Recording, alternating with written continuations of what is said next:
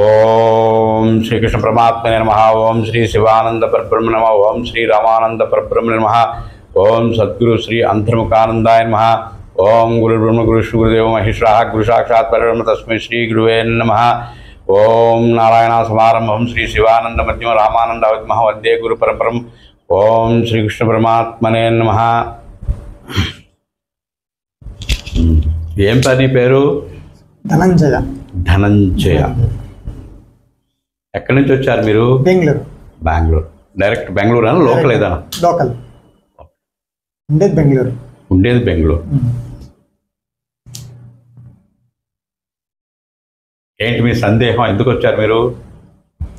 నేను ఈ రూట్కి వచ్చి ఆధ్యాత్మిక రూట్కి వచ్చి 10 years ఎక్కువ అయింది. అంటే 10 సంవత్సరాల నుంచి ఆధ్యాత్మిక మార్గంలో ఒక గురుగారు దగ్గర ఉండాను. సరే ఇది చూసి ఇది కొంచెం తీసుకుంటే మంచిది మేము వచ్చాం. ఏది చూసారు? ఎప్పుడు చూసారు మీరు? నేను ఎప్పుడు వీడియో చూస్తూ ఉంటాను. చూసిన తర్వాత ఒకసారి అంటే వీడిన ప్రసంగం విన్నారు? అవును అవును. ప్రసంగం విని నేను చేసేదానికన్నా ఇంకెక్కడ ఏదో మెరుగైన విద్య ఉంది అని గ్రహించారు. అవును. తద్వారా నిన్న డైరెక్ట్గా ఇంకా బెంగళూరు నుంచి బయలుదేరి వచ్చారు. ట్రైన్కి వచ్చారా, బస్కి వచ్చారా? బస్కి వచ్చారు. బస్ చాలా అయిపోతుంది కదా, మీకు ట్రైనే కన్వీనియంట్గా ఉంటుంది. నాకు ఇమీడియట్ మేము సామర్లకోట నుంచి డైరెక్ట్గా ఇక్కడకు సామర్లకోట దిగిపోతే సామర్లకోట దిగిపోవడం బస్ ఎక్కితే డైరెక్ట్గా ఆశ్రమంలో 15 days ముందుగా బుక్ చేయాలి. Okay okay okay. ఏంటి మీ సందేహం అని చెప్పండి. ఈ దీక్ష ఇచ్చింటారు కదా, ఎన్ని రోజులు చేయాలా, ఎన్ని రోజులు చేయాలా, చేస్తూనే ఉండాలా, ఎట్లా అంటే ఎన్ని రోజులు చెయ్యాలనేది ఇది కొలత లేదు దీనికి. ఎందుకు కొలత లేదు అంటే మనం ఉదయం టిఫిన్ చేస్తాం, మధ్యాహ్నం భోజనం చేస్తాం, రాత్రి కూడా టిఫినో భోజనమో చేస్తాం. ఈ 3 పూటల తిన్నది మన శరీరంలో కొంత కఫంగా మారుతుంది, కొంత మలంగా మారుతుంది, కొంత ఎనర్జీగా మారి బాడీ అంతటికి శక్తినిస్తుంది. ఈ మలంగా మారినటువంటిది ఉదయము రిటర్న్ ద్వారా బయటికి పోతుంది. ఇది శరీరంలో ఉండేటువంటి బ్లడ్లో కలిసిపోతుంది. ఈ కఫంగా మారిపోయినటువంటిది అది నాడుల్లో పేరుకుపోయి ఉంటుంది కదా. అయితే ఈ ఏ రోజుకి ఆ రోజు ఈ పేరుకుపోయినటువంటిది మనం శుద్ధి చెయ్యాలి. శుద్ధి చేయడానికి 2 గంటల టైం పడుతుంది. మోక్ష సాధకులకు మామూలు వాళ్ళకి అవసరం లేదు. మోక్షాన్ని పొందాలనేటువంటి జిజ్ఞాసుకి వాడికి ఏ రోజు తినేటువంటి ఆహారంలో తయారైనటువంటి కఫాన్ని శుద్ధి చేసుకోవడానికి 2 గంటల సాధన కావాలి. ఇంకొక 2 గంటల సాధన చేస్తే అవి 2 గంటలు 4 గంటల సాధన చేస్తే ఆసన సిద్ధి వస్తుంది. ఆసన సిద్ధి అంటే ఏమిటి? ఇలా పద్మాసనం వేసుకొని కదలకుండా పద్మాసనం మీద సాధన చేస్తాడు. దీన్ని ఆసన సిద్ధి అంటారు. అలా ఇంకొక 2 గంటలు సాధన అంటే ఇంకో 2 గంటలు కలిపితే 6 గంటలు అవుతుంది. ఈ 6 గంటల సాధన చేస్తే లోపల అతనుకు ఒక క్రమం ప్రకారంగా ప్రాణాన్ని అంతర్ముఖం చేయగలుగుతాడు. దానికి తోడు 6 గంటలకి ఇంకొక 2 గంటలు కలిపితే 8 గంటలు. అప్పుడు సిద్ధ విద్యార్థి అని అన్నారు. అతను చాలామంది కబుర్లు చెప్తున్నారు, మేము సాధన చేస్తున్నాం. నువ్వు చేసే సాధనకి ఇక్కడ ఉండేటువంటి శాస్త్ర ప్రమాణానికి కొలత లేకుండా, సంబంధం లేకుండా మాట్లాడుతున్నారు. ఇప్పుడు ఎక్కడ దాకా ఎందుకు? ఆయన పాపం వీడియోలో చూసి ఇలా సాధన చేయాలని అంటే అలా కూర్చొని చేసేస్తున్నాడు, నడువు నొప్పి తెచ్చుకున్నాడు. గురుముఖత విద్య పొందకుండా మనం సాధన చేస్తామంటే అనేక రకాల సమస్యలు ఏర్పడతాయి. అందుకే గురువు లేని విద్య గుడ్డి విద్య. అది అనారోగ్యాన్ని కూడా సంభవింపజేస్తుంది అన్నమాట. ఒక ప్రమాణ ప్రకారంగా కూర్చోబెట్టి ఆ విద్య పూర్వీకులు ఎలాగైతే చెప్పారో, ఆయన గురువు ఎలాగైతే చెప్పారో అదే విద్యను మీకు సాధన చేసి అనుభవంతో నేను మీకు చెప్పాలి. అంతేనా? అంతేగా నా ఇష్టం వచ్చినట్టు ఏ ప్రమాణం లేకుండా, ఏ శాస్త్ర ప్రమాణం లేకుండా, ఎవరి దగ్గర తెలుసుకోకుండా ఇవన్నీ నేను చెప్పేస్తాను చేసేస్తానంటే ఇలాంటి ఇబ్బందులు తప్పవు. అందుకే తాళపు చెవులేక తలుపెట్టులుడునో విశ్వదాభిరామ వినురేమ, గురుని శిక్షణ లేక గురుతిట్లు కలుగునో అజునికైన వాని అబ్బకైనా అన్నాడు. ఆయన బ్రహ్మదేవుడే కావచ్చు, లేకపోతే మహావిష్ణువే కావచ్చు, ఎవరైనా కావచ్చు, గురుముఖత విద్య నేర్చుకోకుండా ఎవ్వడు గమ్యాన్ని చేరలేడు. అందుకే అపానే దుఃఖతి ప్రాణం, ప్రాణే పానం తదాపరే. ఈ అపానం అనేది కిందకు పోతుంది, ప్రాణం అనేది మీదకు వెళ్తుంది. మీదకు వెళ్ళేటువంటి ప్రాణము ఆ కిందకు వచ్చేటువంటి అపానాన్ని మళ్ళీ కిందకు లాగేస్తుంది. అందుకేమవుతుంది, మనకు నాభి నుండి 12 అంగుళాల శ్వాస కిందకు పోతుంది. మనం మీదకు తీసుకునేటప్పుడు 10 అంగుళాల నుంచే మనం తీసుకుంటున్నాం. అంటే 2 అంగుళాలు శ్వాస ఒక్క శ్వాసలోనే మనం ఖర్చు పెట్టిస్తున్నాం. మా బాబు 100 ఎకరాలు ఇచ్చాడు, సంవత్సరానికి 1 ఎకరం అమ్మేసి ఖర్చు పెట్టిస్తున్నా. 100 సంవత్సరాలు ఆయుష్కి 100 ఎకరాలు పోయి. అలాగన మనకు 100 సంవత్సరాల ఆయుష్. దీని ప్రమాణ కొలత ఏంటో తెలుసా? మనకు ప్రతి శ్వాసలోనూ 2 అంగుళాలు వేస్ట్ అయిపోతుంది. అంటే మనకు నిమిషానికి 32 శ్వాసలు జరుగుతాయి. కోతికైతే మనకు 15 శ్వాసలు జరుగుతాయి, కోతికైతే 32 శ్వాసలు జరుగుతాయి. అందుకే ఒక చోట స్థిరంగా ఉండలేదు అది. మనము కూర్చున్న చోట ఎవరైనా ఆదేశించి ఇక్కడ కూర్చో అంటే కూర్చోగలం, గంటల తరబడి కూర్చోగలం. అది అలా మనలా కూర్చోలేదు, స్థిరత్వం ఉండదు, దానికి స్టెబిలిటీ ఉండదు. ఎందుకు? అంత ఫాస్ట్గా దానికి ఆడుతుంది అన్నమాట. అందుచేతన ఈ యొక్క ప్రాణాన్ని ఎవడైతే ఖర్చు పెట్టుకోకుండా తక్కువ ఖర్చు పెడతారో రోజు వాడు ఎక్కువ సంవత్సరాలు బ్రతకడానికి ఆస్కారం ఉన్నది. వ్యాస భగవానుడు 240 సంవత్సరాలు ఉన్నారని శాస్త్రం చెప్తోంది. ఆయన ఇప్పుడు మనం 15 శ్వాసలు తీసుకుంటున్నాం కదా నిమిషానికి, ఆ లెక్కన రోజుకి 21,600 శ్వాసలు జరుగుతాయి. మనం దాని ప్రకారంగానే 100 సంవత్సరాల ఆయుష్ మనకు వాళ్ళు లెక్కలు కట్టి వీడు 100 సంవత్సరాలు బ్రతుకుతాడని. ఈ 15 శ్వాసల నుంచి అందులో సగం 7 శ్వాసలకు నిమిషానికి మనం సాధన చేయగలిగే సామర్థ్యాన్ని మనం పొందామనుకోండి, 400 సంవత్సరాలు మనం బ్రతుకుతాం. తాబేలు 3 శ్వాసలు తీసుకుంటుంది నిమిషానికి, అది 400 సంవత్సరాలు బ్రతుకుతుంది. అంటే శ్వాస ఎంత తక్కువ తీసుకుంటే అంత ఎక్కువ ఆయుష్ పెరుగుతుంది. ఇక్కడ మందులు మాకులు కుదరదు. చూడండి, ఇప్పుడు కుక్క ఉంది, ఆ కుక్క ఏం చెప్పి పరిగెట్టి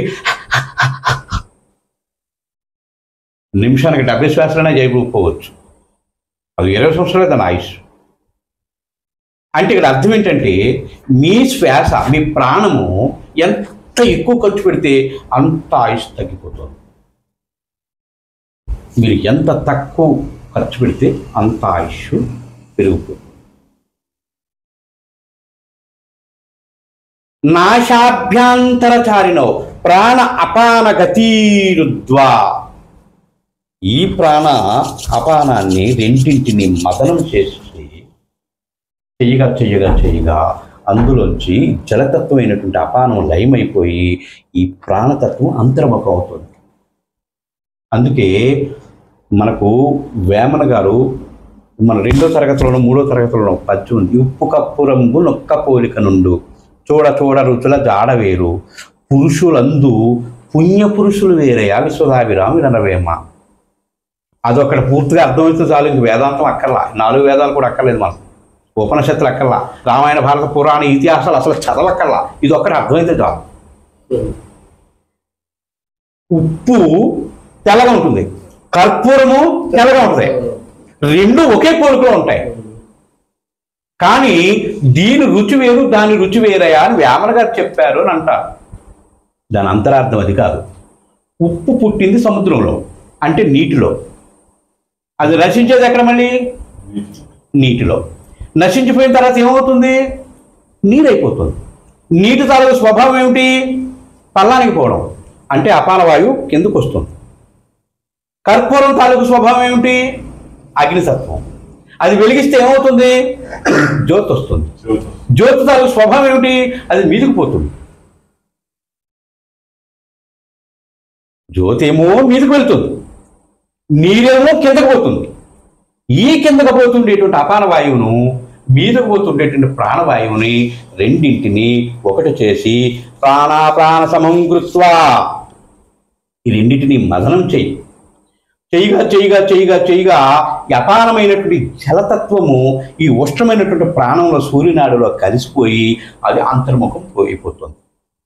అంతర్ముఖం అయిపోయి ఆ లోపల కొండనాలకు వెనుక భాగంలో ఉండేటువంటి ఆ బ్రహ్మరంధ్రాన్ని తెరుచుకుని మీదకు పోతుంది.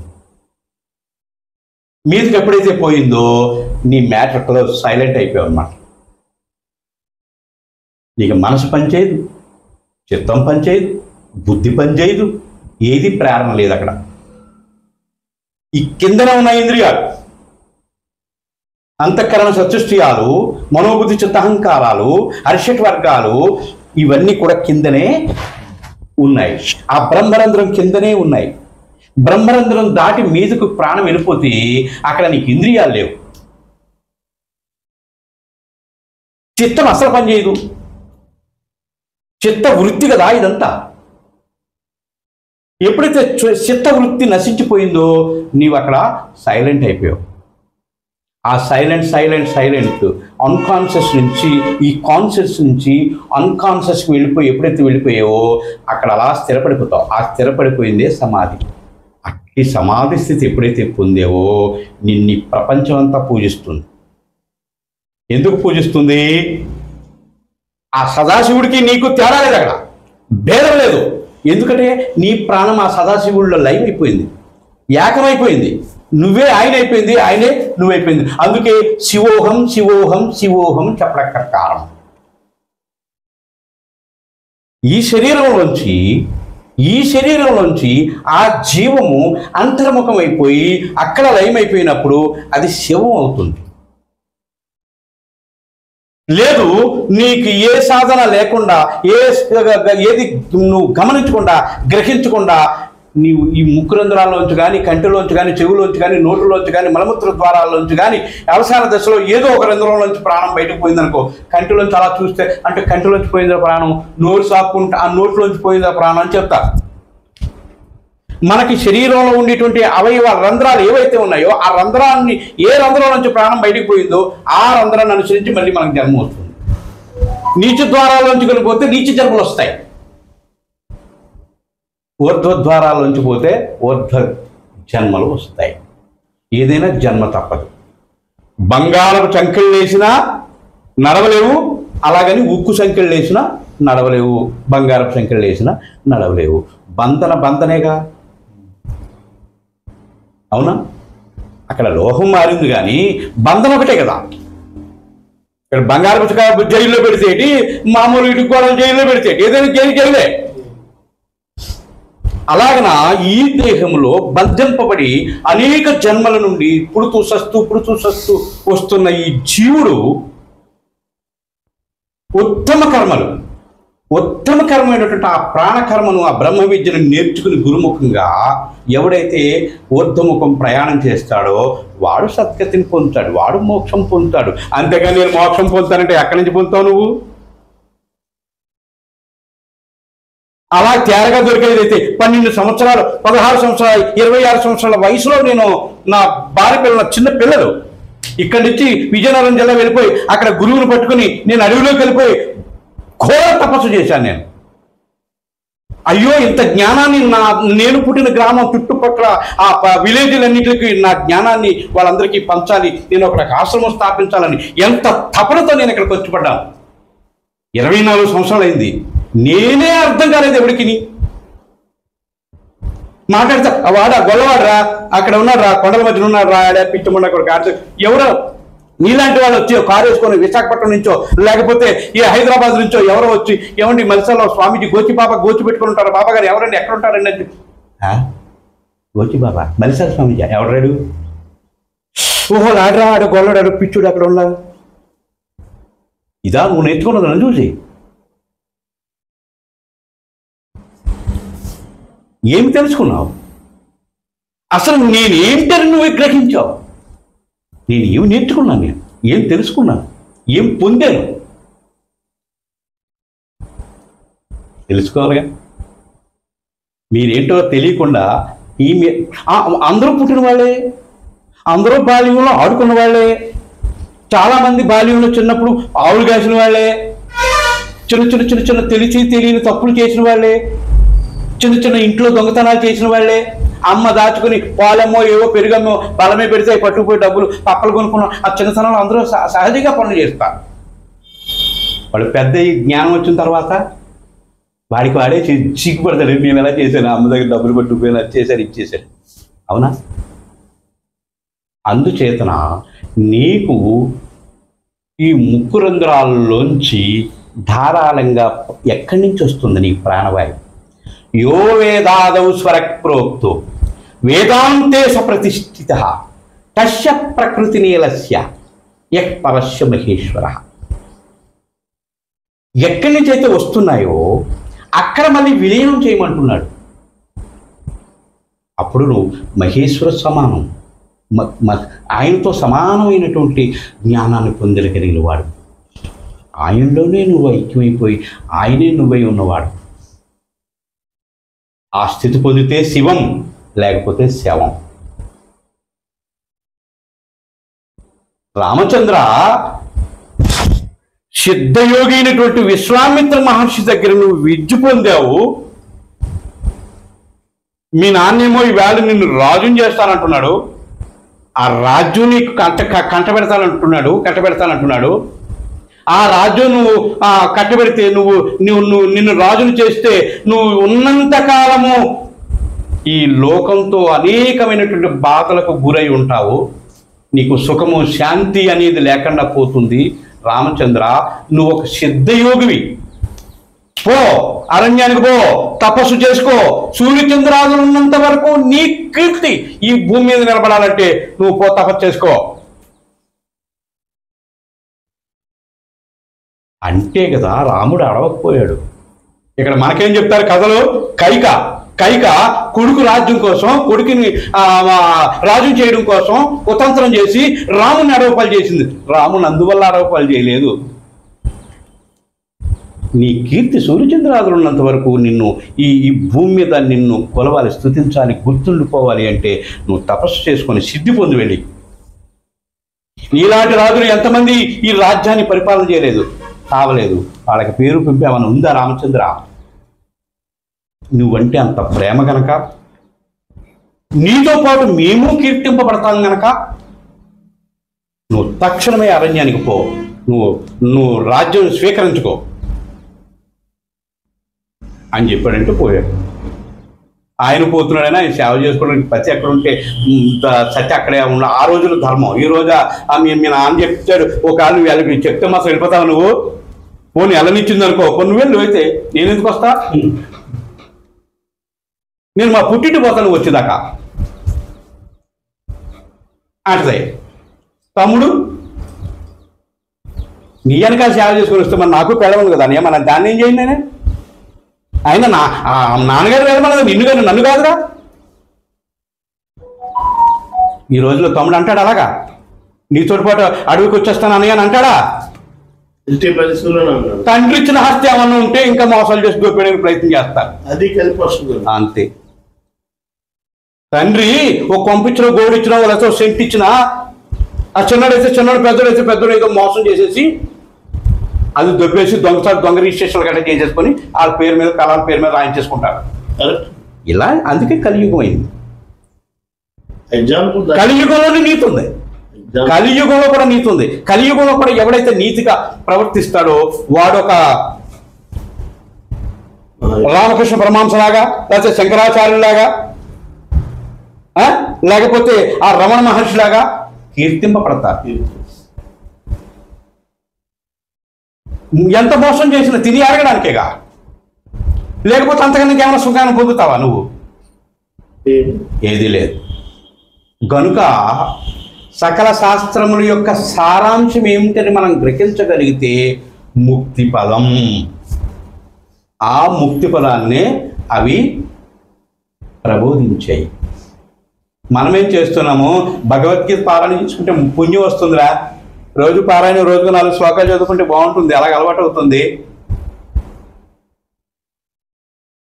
1100 ఉపనిషత్తులు మనకు, ఒక 1000 ఎక్కడ కొట్టేశారు, 108 ఉపనిషత్తులు ఉన్నాయి. ఆ 108 ఉపనిషత్తులు కూడా చదవడానికి కుదరటం లేదని చెప్పి దశోపనిషత్తు చేశారు. ఆ ఉపనిషత్తులని పోయి మంట కలిసిపోయి ఎక్కడో మూల పడేశారు. అట్లని చూసా, మనకు సామెత ఉంది, 7 ఈతలు ఈయన నక్కకు తులసూరు ఈత కూడా లేని ఒక నక్క వచ్చి ఈత నేర్పిందట, ఇలా ఈనాలని చెప్పిందట దానికి. మనకు ఎవరో వచ్చి చెప్తేనే కానీ మన భగవద్గీత గురించి తెలియదు, ఎవరో వచ్చి చెప్తేనే కానీ మన వ్యాసాల గురించి మనకు తెలియదు, ఎవరో వచ్చి బోధన చేస్తేనే కానీ మన ఉపనిషత్తుల గురించి మనకు తెలియదు, ఎవరో వచ్చి మనకు జ్ఞానం నేర్పితేనే మనకు స్వతహా జ్ఞానం లేదు. అందుకు అనేక సంప్రదాయాలు వచ్చి మీకేం తెలిసాయా అని మనల్ని విమర్శిస్తున్నారు, ఏలెత్తి చూపిస్తున్నారు. మీకేం తెలుసయ్యా దేవుడి గురించి అని? అసలు దేవుడు అంటే ఏమిటో తపస్సు చేసిన వాళ్ళకి తెలియాలి, కానీ ఈశ్వరుల మాటలు చెప్పినోడికి ఏం తెలుసు దేవుడు అంటే ఏమిటో? నీ ఇష్టం వచ్చిన వాడు తీసుకొని రా, మహాపండితులను తీసుకొచ్చిన ముందు కూర్చోబెట్టు, అసలు దైవతత్వం ఏంటో తపస్సు చేయకుండా ఎలా వాడు పొందుతాడో నేను నిరూపిస్తా. అంతేకాని మాటలు కావుగా, చేతలు కావాలి. 4 రోజులు 5 రోజులు ఆకులు తిని నీళ్ళు గడిపిన రోజులు ఎన్నో ఎదురయ్యాయి నాకు. మరి నువ్వు ఒక పెద్ద పుస్తకం చేతితో పడేసుకొని, ఒక చేతితో మోతు పడేసుకొని ఏదో సొల్లు చెప్తున్నావు. ఎవరికి కావాలి అది? దానికి ప్రమాణం ఎక్కడ ఉంది? దానికి నిదర్శనం ఎక్కడ ఉంది? నీకేం తెలుసు అని చెప్తున్నావు? దేవుడి గురించి ప్రచారం చేస్తున్నావు, చెప్పు నాకు. శూన్యం ఏం లేదు, నేను చెప్పేది శూన్యం. ఏమనంటే దేవుడు ఇలా చెప్పాడు, ఎవడైనా గట్టిగా అడిగితే దేవుడు ఇలా చెప్పాడని చెప్పాడు, అంతే. ఒక మాట పోయా. అనుభవం కావాలి, అనుభవము కావాలి, అనుభవ జ్ఞానం కావాలి. నేను కొంతకాలం నా గురువు దగ్గర, శాంతిప మహర్షి అయిన నా గురువు దగ్గర సేవ చేశాను అర్జున, ఉపనిషత్తులన్నీ స్టడీ చేశాను అర్జున, కొంతకాలం నేను కూడా తపస్సు చేశాను అర్జున. నా అనుభవాన్ని, ఇటు శాస్త్ర ప్రమాణాన్ని, నా గురువు చెప్పిన దాన్ని, ఈ మూడింటిని ఒకటి చేసి ఏకం చేసి నీకు నేను బోధిస్తున్నాను అర్జున. ఈ లోకంలో కాదు, ఏ లోకంలోకి వెళ్ళినా సరే దీనికి తిరుగులేదు అర్జున, నువ్వు సాధన చెయ్యి అని ఘంటాపదంగా మనకు జగద్గురుడైనటువంటి ఆ శ్రీకృష్ణ భగవానుడు అర్జునుడికి చెప్పాడు. అది మనకు చెప్పడం కోసం, అర్జునుడికి చెప్పడం కాదు. మనకు చెప్పడం. మరి మనం ఏం చేస్తాం? ఎవడో రాసిన నవల్స్ పెట్ట కథలు చదువుతాం, లేకపోతే సెక్స్ కథలు చదువుతాం. మనకు కావాల్సిన ఇవి. అజ్ఞానాంధకారంలో పడిపోయి దరిచరణ చేప గిలగిల్లాడుతా కొట్టుకున్నట్టు కొట్టుకుంటున్నాం ఆ అవసాన దశలో. అందుచేతన ఇదంతా యథార్థము కాదని ఎవరైతే గ్రహించి తెలుసుకుని గురువును ఆశ్రయించి మార్గాన్ని తెలుసుకుని ఎవడైతే సాధన చేస్తాడో వాడు ఆ పరమగతిని పొందుతాడు. నేను ఇక్కడ మా అత్తవారిది 2 ఎకరాల భూమి ఉంటే అమ్మేసి మా ఆవిడికి వచ్చింది. ఆ విజయనగరం పట్టుకెళ్ళిపోయి అక్కడ బట్టల వ్యాపారం చేద్దామని షాప్ పెట్టారు. 2 సంవత్సరాలే చేశాను వ్యాపారం. 3వ సంవత్సరంలో నాకు యాక్సిడెంట్ అవ్వడం, అవన్నీ వదిలేసి గురువు దగ్గరికి వెళ్ళడం, ఆశ్రమానికి వెళ్ళడం, విద్య నేర్చుకోవడం, నేను అరణ్యానికి పోయి తపస్సు చేసుకోవడం. ఆనాటి నుండి ఈనాటి వరకు నేను కష్టపడి ఇదిగో నేను ఈ పని చేస్తే దానివల్ల నాకు ఈ 10 రూపాయలు వచ్చాయనడానికి లేదు. నేను నాకు అన్ని సర్వం వదిలేసుకున్నాను. నేను అలా కూర్చొని ఏదో ధ్యానం చేసుకుంటా ఉంటాను. ఆ చిన్న కుటీరం కట్టుకుని ఉన్నాను అక్కడ. ఆ కుటీరం కట్టుకొని ఉంటే నేను ఆ లోపలికి వెళ్ళి వస్తుంటే ఈ భూమి గల అతను ఆ పితాని ధర్మి అని అతను ఎక్కడికి వెళ్ళి వస్తున్నారంటే ధ్యానం చేసుకుని వస్తున్నాను, ఇక్కడ రోడ్డు ద్వారా శబ్దం వచ్చేస్తుంది అని చెప్పి ఆ లోపల పోతున్నాను, శబ్దం లేకుండా ఉంటుందని చెప్పేసి అంటే అది లేదు బాబు, ఆ లోపల పాములు చెల్లు ఎలుగు బంట్లు కట్ట ఉన్నాయి, ఎందుకు ఇక్కడ స్థలం ఇస్తాను మీకు ఎంతగాలో చెప్పండి అని ఆ రోజుల్లో నాకు వచ్చిన ఇచ్చడి మొక్క, ఇప్పుడు ఆశ్రమం కట్టిన మొక్క. ఆ జాజులీశ్వర గారి దగ్గర కాగితం రాసి దానం కింద ఇచ్చాడు ఈ ముక్క. తర్వాత ఇగో ఈ మన అన్నయ్య గారి ద్వారా మాట్లాడి ఎంతో కొంత డబ్బులు ఇచ్చామని చెప్పేసి అంటే ఆ 16,000 రూపాయలు ఆ వేలు ఇచ్చి మొత్తం ముక్క అంతా నేను తీసుకునేది ఒక దగ్గర ఒక 50 సెంట్లు 60 సెంట్లో ఉంటుంది. అది చెప్తున్నాను ఏం చేశానని నేను ఇవన్నీ చేయగలుగుతున్నాను. నేను ఏ వ్యాపారం చేస్తున్నానయ్యా? వ్యాపారం కాదు, నువ్వు ఎంచుకున్నది ఈ స్థలం అంట. ప్రసాద్ అన్నాడు చెప్పాలి కదా, లేదా పని వచ్చినప్పుడు చెప్పాలి. మంచి సైట్ ఎంచుకున్నాడు ఆయన. దానిదే దానికంటే ఒకసారి బలాయి పెట్టింది ఒక ఆలోచనలో అయినా ఎక్కడ ప్లేస్ చాలా మంచిది. అయితే ఇది పెద్ద ధర్మయాన అసలు ఒకప్పుడు చాలా మందికి 250 మంది 300 పట్టాలకి దాంతో ధర్మయ్య పట్టు ఇప్పించడం ఈ సైట్. ఇదంతటికే మూలకారకుడు ఆయనే.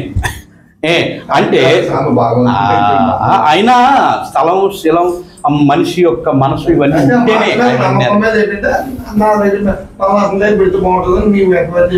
అవును అవును, నీవైతే నాకు భయం లేదు కదా. చిన్నప్పటి నుంచి మీ నాన్న మా నాన్న ఒక స్నేహితులు, అలాగే నేను చిన్నప్పటి నుంచి మేము ఒక అన్నదమ్ములాగా పోతున్నాం కాబట్టి ఆ అన్నయ్య ఇది ఇలాగా అని చెప్పేసి తీసుకోవడానికి నీకు వచ్చిన భయం లేదా?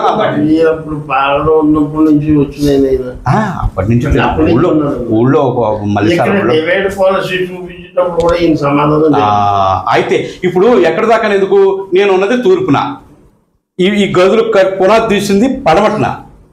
నువ్వు తూర్పు నుండి పడమటిలో ఎలా కడతావయ్యా అని 4 సిద్ధాంతులు అడిగారు. కట్టిన తర్వాత నేను పోలు పొంగించిన తర్వాత మీకు కబురు పెడతాను రండి అని చెప్పేసి అన్నాను. నేను ఒకటే మాట, 3 నెలల్లో టకలాడుతా గదులు గీతులు మొత్తాన్ని 3 నెలల్లో మొత్తం గదులు 2 గదులు పూర్తి అయిపోయినాయి.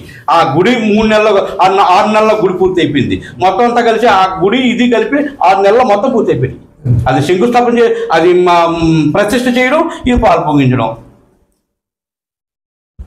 మీరు యోగ సాధకులు కాబట్టి కట్టగలిగారు, కానీ తూర్పు నుండి పడమటి పునాది శంకుస్థాపన చేస్తే టపీల మీద తెల్లారి తిరిగి ఎగిరిపోతారండి.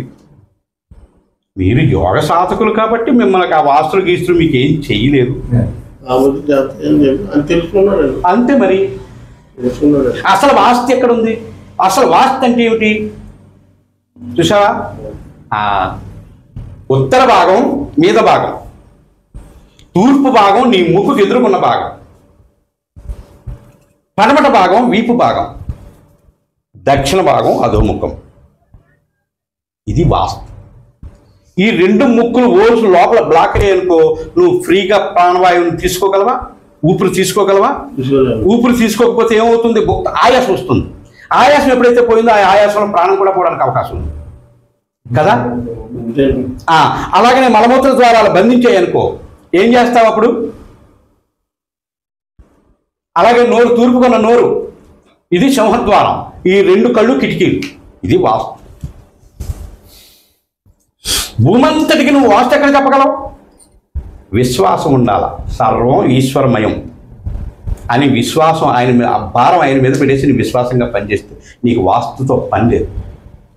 వాస్తు తెలుసున్నప్పుడు ఎవరు అసలు అది ఏం చేసేదని వాస్తు అది తర్వాత సంగతి. తెలుసున్నా తెలుసులేకపోయినా అన్నది అది వేరే విషయం. శివుడు పశ్చిమానికి పడమటికి నువ్వు ముఖం పెట్టి శివుని విగ్రహం వేయించావు, నువ్వు ఇక్కడ ఇది తీసేసి తూర్పుకు తిప్పవా అని ఒకడు సవాల్ చేశాడు నా మీద. బాబాయ్ నూతన వాస్తుతో సవాల్ చేయడం ఏంటి? నాకు అలాగే అనిపించింది, వేసాను నేను. ఆ రోజుల్లో 20,000 రూపాయలు అయింది, ఈ రోజు 2-3 లక్షలు కావాలి కదా. అన్ని దిక్కుల్లో ఉన్నవాడి దేవుడా, లేకపోతే ఒక దిక్కులో ఉన్నవాడే దేవుడా? స్వామి సందేహం నాకు అడగకూడదు కానీ అడుగుతున్నా. నువ్వు వేసింది పెట్టుకున్న ప్రతిభకి ఏంటంటే తూర్పు తిరిగి దండ పెట్టుకుంటూ వచ్చింది భక్తులు, ప్రతి భక్తులు. అది కరెక్ట్. ఆ తూర్పు దండ పెట్టింది ఒక 50 పెడితే 1,00,000 వచ్చిందట. పెట్టిందేమో తక్కువ అవును, అని మీట్లాంటి యోగిలే నిజమే. అది తూర్పుకు తిరిగి ఎందుకు నమస్కారం చేయాలి అంటే దేవుడు పడమటికి తిరిగి ఉంటే నువ్వు తూర్పు తిరిగి దండం పెడతావు. తూర్పుని ఎవరున్నారు? పోషకుడు ఉన్నాడు అంటే సూర్యుడు. కణవ మహర్షి సూర్య భగవాను ఎలా స్తుతించాడు తెలుసా? ఓ ఈ పోషక అన్నాడు, ఓ పోషకుడా అన్నాడు. ఆయన ఉదయించకపోతే పంట లేదు, పాడి లేదు, అసలు ఏది లేదు. ఇదంతా శూన్యం, ఇదంతా చలి, ఇదంతా కఫం, ఇదంతా ఐసుగడ్డలా తోడిపోయి ఎక్కడో అక్కడ చేస్తారు. గనుక పోషకుడా అని స్తుతించాడు సూర్య భగవాన్ని. అటువంటి పోషకుడు తూర్పును ఉదయిస్తాడు. నువ్వు పెట్టే దేవుడికి నమస్కారం ఆ దేవుడికి అక్కడ ఉన్న ప్రతిమకి చెందుతుంది, అక్కడ ఉదయించేటువంటి ప్రత్యక్ష దైవమైనటువంటి సూర్యుడికి చెందుతుంది. అందుకు దానికి ఫలం ఎక్కువ ఉంటుంది. అంతేగాని నువ్వు తూర్పుగా దేవుడికి ముఖం పెట్టేవనుకో ఆడు పడమటికి తిరిగి అదో గతికి తిరిగి దండం పెట్టాల. అదో దిశ అది. అంటే ఇక్కడ దిశలను పెంచడానికి లేదు. విశ్వాసం ఉంటే అన్ని దిశల్లోనూ ఉన్నవాడే దైవం. సర్వకాల సర్వావస్థల యందు ఆయన లేనిటువంటి ఒక సూది మనంత కూడా లేదు. అందుగాడు ఇందులేడని సందేహము వలదు, చక్రి సర్వోపగతుండు, ఎందెందు వెతకి చూసిన అందందే కలడు. చక్రి నువ్వు విశ్వాసం ఉంచితే అదైనా, విశ్వాసం లేకపోతే లేడు అని చెప్తాడు ప్రహ్లాద్. అలాగన నిరంతరము మన ప్రాణ యొక్క స్థితిగతులు ఏమిటో తెలుసుకుని దాన్ని అంతర్ముఖం చేయడం ఎలాగని గురుముఖ కథ తెలుసుకుని సాధన చేసిన వాడు ప్రతి ఒక్కడు మొదట శారీరకమైనటువంటి ఆరోగ్యం పొందుతాడు, తర్వాత జ్ఞానం పొందుతాడు, వాడికి విచక్షణ కలుగుతుంది. అన్ని రకాల సమాజంలోనికి వెళితే అందరూ గౌరవిస్తారు. ఎప్పుడో మూడులు వ్యంగ్యంగా మాట్లాడతారు తప్ప ఒక జ్ఞానిని ఇంకొక జ్ఞాని మాత్రమే గుర్తించగలడు, అజ్ఞాని గుర్తించలేడు. ఆ విధంగా జరుగుతుంది.